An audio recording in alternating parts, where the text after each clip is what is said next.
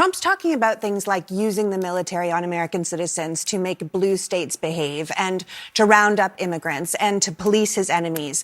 And it sounds like Pete would be totally down for that.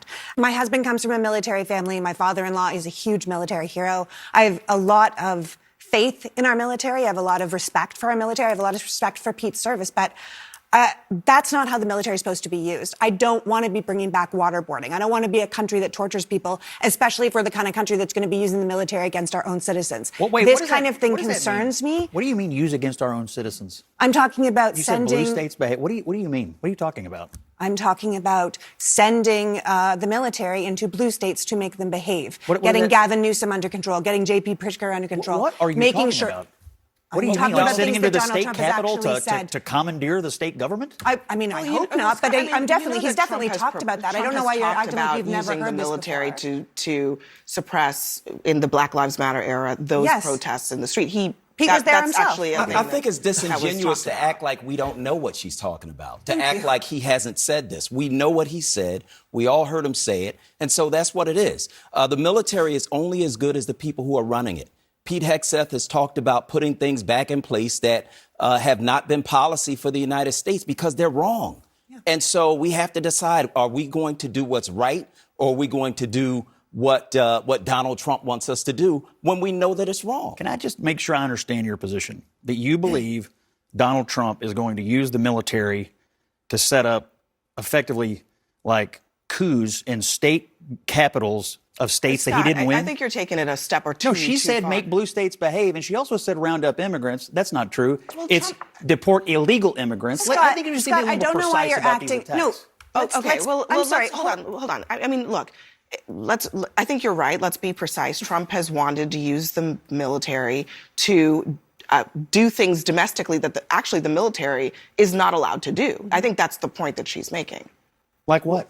Like deport illegal immigrants. That is actually not a function of the military. The military can absolutely be used to work with local officials, to provide military resources, but working with other parts of the federal government and local officials. We already send the National Guard to the border. Not against the will of the local officials or the will of the state government. We have a federalist government here. Scott, you know as well as I do that the National saying exactly Guard, what Trump's saying. Oh, yes, we can. Border, we can do it against when the National Guard gets sent to the border, they're sent for tactical and sometimes just providing material support to the border officials. They're not there rounding up migrants, but Donald Trump has been pretty clear that's his vision. And people who understand the law around these things say that maybe I should point to the lawyer. So we have two lawyers at the table, but look, it's going to be an issue that's litigated if he tries to do it. There's no question about that. The military is not supposed to take up arms against American citizens, period. They're not. You keep saying that. This is about illegal immigration. You all keep saying American citizens. Well, it's about illegal how do we know immigration. whether the people are illegal or not? Well, when we know after they're shot? We have 1.6 We know after they die? We have 1.6 million people in this country who've already received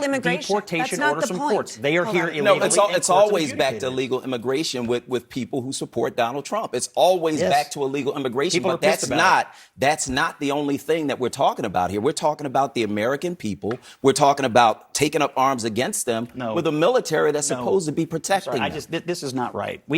You cannot say Donald Trump is sending the military to round up. That's what he said. That is what he is saying, Scott. That's not what I'm saying. Totally false. He said that. Totally false. That's what he said. Scott, Trump. We're in the fever swamps, Abby. I'm sorry. What is your dispute here? I'm not even really because they're saying that he's sending the military to shoot or round up American citizens.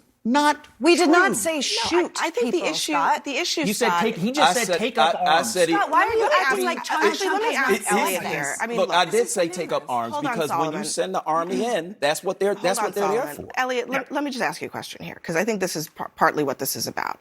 When we're talking about the use of the military on domestic soil, this is a complicated legal issue. Yes,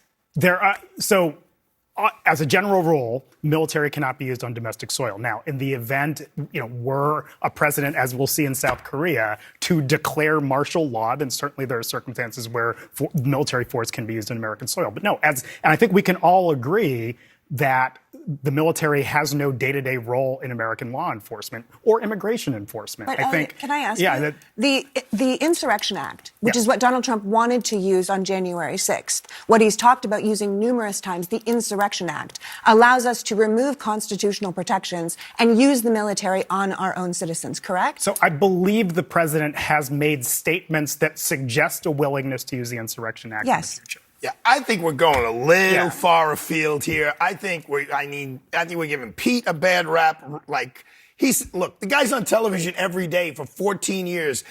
God knows if they took everything I've said every time and spliced them all together, what would come out.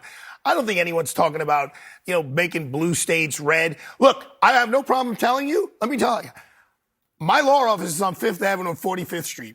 When the George Floyd riots were going on, and on Election Day, when all of Fifth Avenue was boarded up with plywood, and I had tears in my eyes on an American election day that in the middle of Manhattan, we couldn't handle what was going on. God bless the NYPD. They did a spectacular job. But if they picked up the phone and said, listen, we need the guys in Fort Hamilton Army Base to come and just maintain calm, I would have zero problem with that whatsoever. I think those are the kinds of feelings that the Trump administration is saying. We're going to just make sure law and order is kept in line. Can I ask you a question, then? Can I ask you a question? Yes, ma'am. How did you feel then on January 6th when all of those people stormed our nation's capital and our president did not call in any sort of armed forces to put that down, to make the people safe, to make the Congress people that were in there trying to certify an election safe? You wanted people on Fifth Avenue during the election day to make you feel safe, even though you had me feel safe? Even though you had the They NYPD. broke the window of Tiffany's, even though you the had NBA the NYPD, but you are not asking for the president to have called for any sort of military aid